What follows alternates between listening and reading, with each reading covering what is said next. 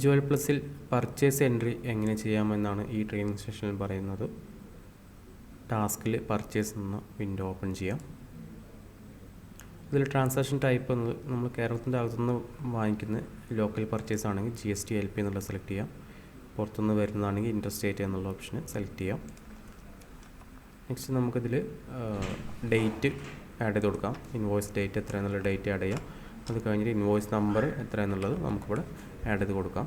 അടുത്ത് നമുക്ക് വെൻഡർ ആരാന്നുള്ളത് ഇവിടെ ക്രിയേറ്റ് ചെയ്യാമെന്നുള്ളതാണ്. ആ വെൻഡർ ഫുൾ നെയിം നമുക്കിവിടെ എൻ്റർ ചെയ്ത് കൊടുത്ത് എൻ്റർ ബട്ടൺ പ്രസ് ചെയ്യുന്നതുകൊണ്ട് കൂടെ ക്രിയേറ്റ് ചെയ്യാനുള്ള വിൻഡോ ഓപ്പൺ ചെയ്ത് വരും. അതിൽ നമുക്ക് അവരുടെ അഡ്രസ്സ്, അതുപോലെ phone number, state, GST number കാര്യങ്ങളൊക്കെ നമുക്കിവിടെ എൻ്റർ ചെയ്ത് കൊടുക്കാം. അവിടുന്ന് എൻ്റർ ബട്ടൺ പ്രസ് ചെയ്ത് വന്നാൽ വെൻഡർ ക്രിയേറ്റ് ആവും. എന്നിട്ട് നമ്മൾ ഐറ്റം ഇവിടെ എന്താണെന്നുള്ളത് ഐറ്റം സെലക്ട് ചെയ്യുക. അതിൽ നമ്പേഴ്സ് ഉണ്ടെങ്കിൽ നമ്പേഴ്സ് കൊടുക്കാം.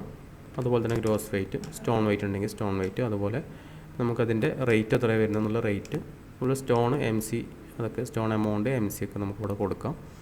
ടാക്സ് എമൗണ്ട് നമ്മൾ ഓൾറെഡി സെറ്റ് ചെയ്ത് പെർസെൻറ്റേജ് സെറ്റ് ചെയ്തുകൊണ്ട് ഓട്ടോമാറ്റിക്കായിട്ട് അത് എമൗണ്ട് അവിടെ വന്നിട്ടുണ്ട്.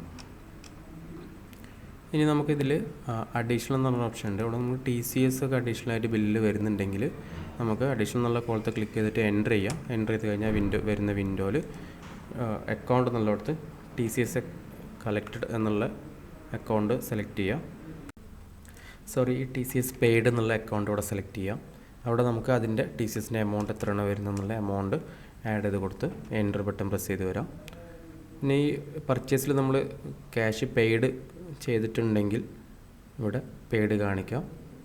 അതല്ലെങ്കിൽ നേരിട്ട് എൻ്റർ ചെയ്ത് സേവ് ചെയ്യാം.